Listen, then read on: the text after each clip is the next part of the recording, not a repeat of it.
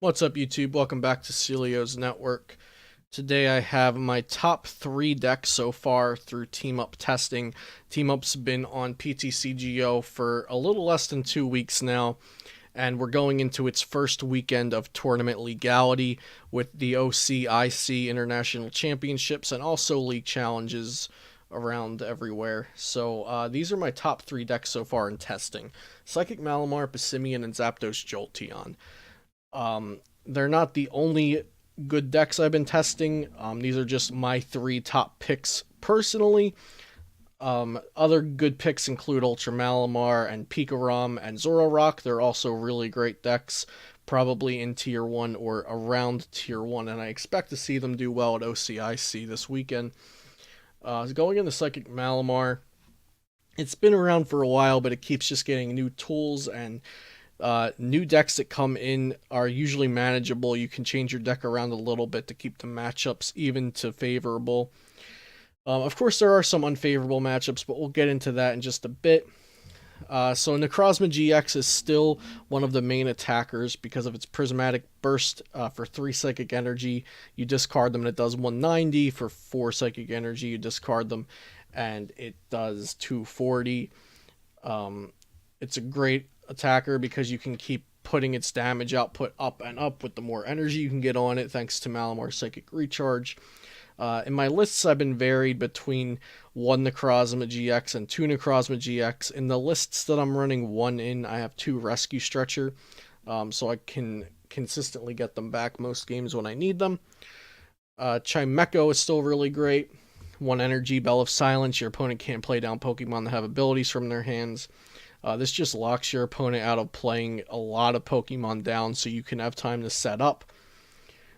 So like against Zoroark, they can't play down their Zoroarks, their Lele's, their Lycanrocs, their Alolan their Ditto. Against the Decidueye, Zoroark, Ninetales, they can't play down the Decidueye, the Zoroark, or the Ninetales. You get the gist of it. So Bell of Silence can be really great. Tina is still a really popular attacker for the deck. Most Psychic Malamar variants run 1, and that's because Distortion Door allows you to recycle them over and over and put them back onto your bench, making it great versus 1 prize decks, so you don't need to Rescue Stretcher your 1 prizer back over and over. So this can be shut off with Alolan Muck, but Zoroark is where that's really popular, and we take that into account with our matchup percentages. Marshadow-GX, I've been going back and forth between Marshadow-GX and Onix. So, like I said, Alolan Muck is popular for Zoroark. I don't think any Zoroark should not be running Alolan Muck. It's just really great. It turns off Jirachi, it turns off Tina, and Marshadow-GX, it turns off a lot of great things. So in preparation for that, you can run DCEs and Onix. I wouldn't run Onix without DCE just because Land Crush needs 4 energy. And Marshadow-GX is also really bad to start with because it's a low HP GX. So I've been going back and forth between Marshadow-GX and Onix. I'll be sharing a few Psychic Malamar lists later this week. The article might actually be out by the time you're seeing this video on flipsidegaming.com, though there will be a free article including at least 2 Psychic Malamar lists, I imagine. Let Loose Marshadow has been popular in Malamar because of Mysterious Treasure. It's really great. Both players shuffle and draw 4, can disrupt your opponent and also get you the cards you need. If you already played a supporter, you're trying to hit a supporter, just a little extra card draw in the standard format where we don't have things like Shaman EX to get that extra card draw. Dawnwing's Necrozma GX's Moon's Eclipse GX is the reason why we have some of our favorable matchups against decks that like to go ahead earlier. You can Moon's Eclipse to put them into check. And also, we have Lunala, which is a great attacker in the mirror matches because it's a 160 HP non-GX and it can do a ton of damage with Psy Storm. The cards from Team Up that I've included, there's only actually one that I've been consistently including, which is Viridian Forest, because it allows you to discard any card from your hand and search for an energy. So this can, 1, get an energy into your discard pile if you discard 1 to search for 1. 2, it gets an energy into your hand if you need it. and 3, it can thin out your deck by 1 energy card. That's not a lot, but also there's a lot of great stadiums in the format right now. Prism stadiums, in fact, like Thunder Mountain Prism and Wondrous Labyrinth Prism, which can only be bumped by other stadiums. So it gives you a reason to run a counter stadium, and Viridian Forest is a good one to use.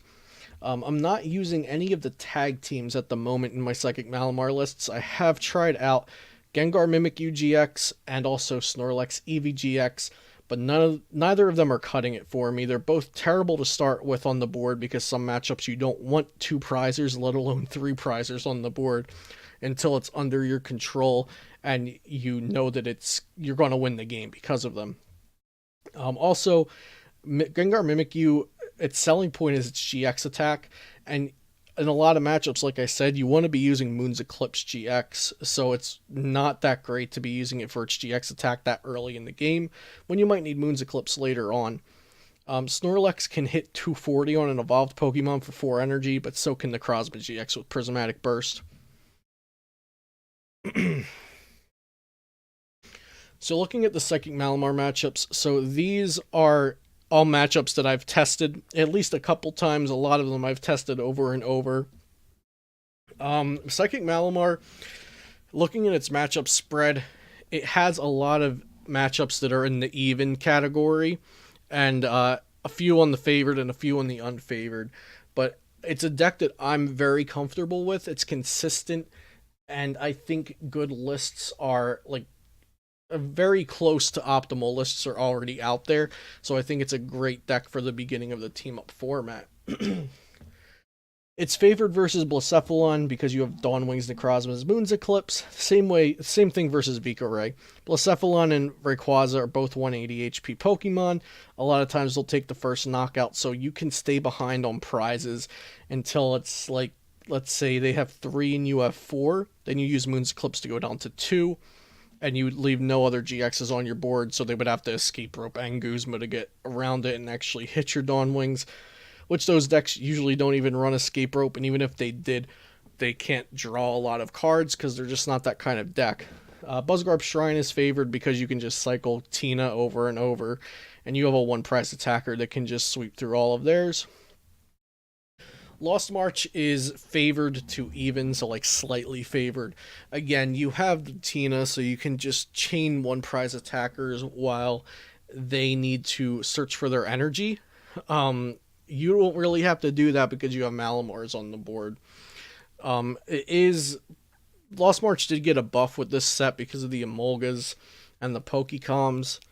But I still think this is slightly favored for Psychic Mally because you can Chimecho them out of some games, which I have done.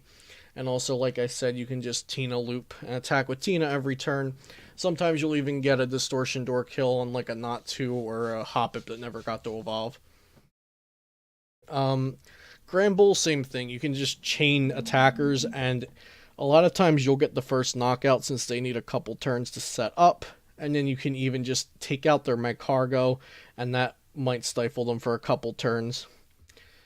Gardevoir is pretty even, so it can go, if you get the Bell of Silence off and that stops their setup enough, a lot of times you'll win because of that. You can hit the 240 with Necrozma GX's Prismatic Burst, so that's really good. But some games you don't get enough Malamars out to hit those numbers, and they can just run over you because they have really high HP and max potions to get off any damage that was left over.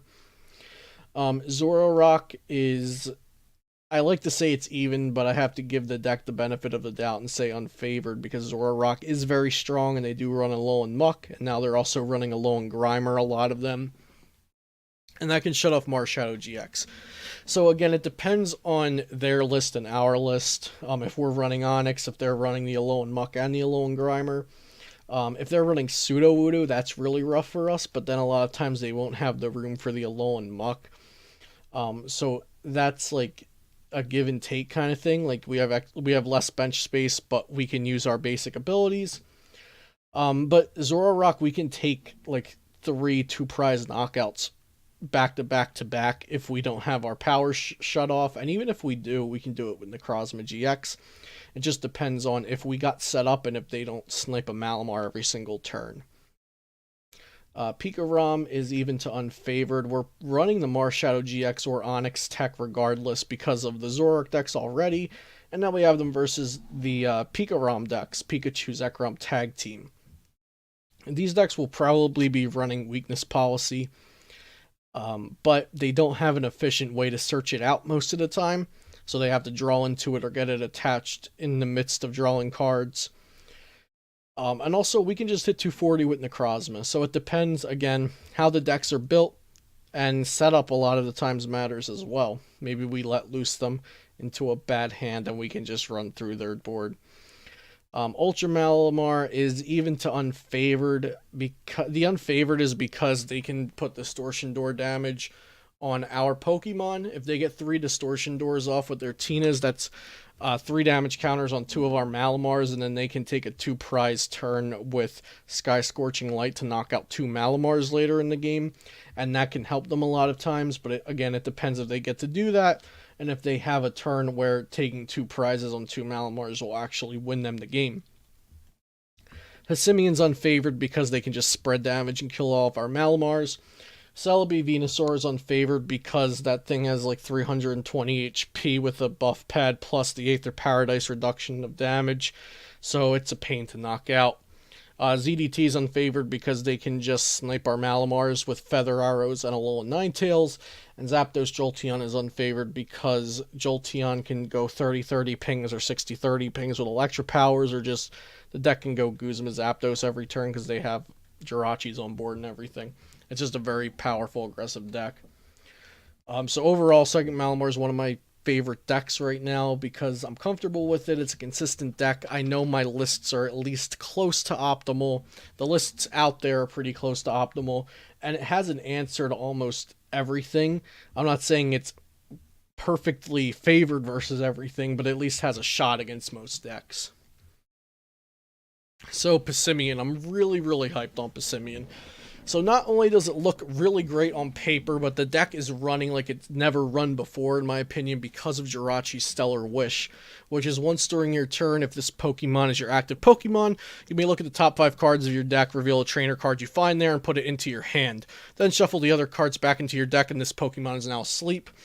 And you can use escape boards, which allow you to retreat while asleep, and it also reduces your cost by 1, so you can just switch in and out of Jirachis or your attackers or whatever. So Passimian is sometimes a Passimian deck where you're attacking with team play. Sometimes it's a flying flip deck where you just try to flying flip 5 times by recycling your Cocos and then finish off the game with a magical swap. The deck runs Shrine, so the flying flip games are really like oppressive versus decks like ZDT, where their whole board is GX Pokemon. They can't possibly heal all of it. And then you have the Passimian fighting weakness against things like Pikarom and Zoroark. So its matchup spread is very impressive, and usually it looks good on paper, but it also has been looking amazing in practice. So looking at its matchups, I have it marked favored versus a lot, and like I said about Psychic Malamar, these are matchups that I've actually tested. These aren't just, yeah, it looks like it should beat this thing, so I'm going to mark it favored. I've at least put in a set or 2 versus all these decks, but against the popular decks that matter a lot, I've put in many games of repetition to make sure that this is actually favored. So Blacephalon's a GX-focused deck, and you can just flying flip, put down Shrine damage, team play their Blacephalons. The Naganadels only swing for 80, so if you're going for the Coco game plan, which is what you should be going for here, as long as they're not on their turning point turn where they're hitting 160 because they have 3 prizes left, they're 2-shotting your Cocos, which is really terrible because that means you're getting 2 flying flips off per Coco. Buzzgarb's Shrine is favored, maybe just slightly favored, but again, they have low HP Pokemon. They range from 90 HP with the Magcargo to 130 HP with the baby Buzzwole. They even have smaller Pokemon like the 70 or 80 HP Slugmas. So you can just Tapu Koko, flying flip a bunch, and then finish off the game with damage swap. Maybe take a team play kill here or there on the Magcargos if it matters. Vikaray favored. It's a GX focused deck. You flying flip, you put down Shrine, you knock out their Vikavolts if you have to, but most of the time you just take the kills on a Ray, a Lele, and maybe 2 Grubbins, or even just 2 Rays and a Lele. The Shrine of Punishment and the flying flips are just too much. Versus Lost March, again, it's all flying flips. Their Pokemon range from 40 HP to 70, so you just flying flip until they don't have a board left. Versus Granbull, same thing. You say flying flip, you take out their Magcargos, they don't have a draw engine. Their Magcargos and their Oranguru are their entire game. You just say flying flip until they're dead. Versus Pikarom, this is where Passimian comes in to shine because Aurora and Pikachu Zekrom are both fighting weakness. Tapu Koko GX, if they're playing that, isn't fighting weakness. But it only has 170 HP, and it is a GX, so Shrine of Punishment hits it. Ultra Malamar and Psychic Malamar, they're both favored because you flying flip until everything's dead. So there are strategies where the Malamar player can stagger their Inkays so Malamars and Inkays aren't dying at the same time as each other, and you play a very Lunala, Prism, and Giratina focused match. But I've been testing it like this on the side of Malamar versus Passimian, and it still isn't even 50-50 if you pilot it perfectly, in my opinion. Versus EDT, I've tested this as well because I thought it might be favored for Zoroark Decidueye Ninetales because of because of the damage pings with Feather Arrows and the snowy winds from Ninetales, but the Shrine of Punishment and Coco spread is just way too much. In addition to Passimian being able to hit Zoroark for Okos. Versus Zapdos Jolteon, this is also favored. I tested it more today, and it might be slightly favored instead of favored. But basically, your Cocos are hitting Zapdos for weakness, and you're playing Electropower, so you can hit them for 100 or even more with a Kukui, and then their Jolteon is weak to Passimian. So this is a matchup where both Passimian and Coco come in. And it's pretty comfortable as long as you don't get a bad start and the Zapdos goes nuts with just Guzma, whatever attacker you needed for the next turn, you can't recover from that. But I'm comfortable with calling it a favored matchup for Passimian. Versus Gardevoir, it's even because they are bulky and they can heal with Solgaleo GX's GX attack, and they play max potions. Even though it's Shrine of Punishment and Coco versus a bunch of GXs, like I said, they're bulky and they can heal efficiently. And versus Zoroark, their Alolan Muck can be an issue because of our Jirachis, and also our Passimians that buff the other Passimians' damage output. But in the end, I think the Shrine of Punishment and the Cocos to soften everything up and then either damage swap Lele or Passimian clean up through the end game. Still makes it slightly favored for Passimian, but I like to call it even because Zoroark can take games through consistency. And then versus Celebi Venusaur, it's unfavored. You can play a Victini in here with the counter energy that will knock out Celebi Venusaur. Counter energy and Choice Band will knock out a Celebi Venusaur because of fire weakness. But other than that, you have no shot at ever Okoing a Celebi Venusaur. I think it's even hard to two-shot it with a Passimian, even with Choice Bands and Shrines happening, because they just have Shaman Heals and Gardenias and Life Forests and what have you. So Passimian is very overwhelming on paper, and it's also really great in practice. Lastly, we have Zapdos Jolteon, which I wrote a FlipsideGaming.com article on. It's free to read if you want to go check that out. Also, before I get into Zapdos Jolteon, my Passimian list is on YouTube in the Deck Profiles playlist if you want to check that out. So Zapdos Jolteon, aggressive, powerful, and versatile. So you can go aggressive with the Thunderous Assaults and Guzmas, or you can go Electro Bullets for 30-30 or 60-30s with Electro Power splits. It's against things like Malamar, so you can knock out multiple things eventually. You have Tapu Koko GX as your big hitter versus decks like Ray and Pikarom, and then Jirachi/Volkner is kind of your draw engine. I won't go too much into this because I wrote a whole article on it, so you can just check that out and get all of my best information in the article. So we'll go into the matchups for Zapdos Jolteon-GX, a little more spread out. It has a nice chunk of favored and a nice chunk of unfavored, and then the gray area is a little less, opposite of Malamar. So it's favored versus Blacephalon and Vika Ray because you can play the one prize matchup and use Jolteon's GX attack when needed. Lost March you're favored because it's a little easier to chain your KOs.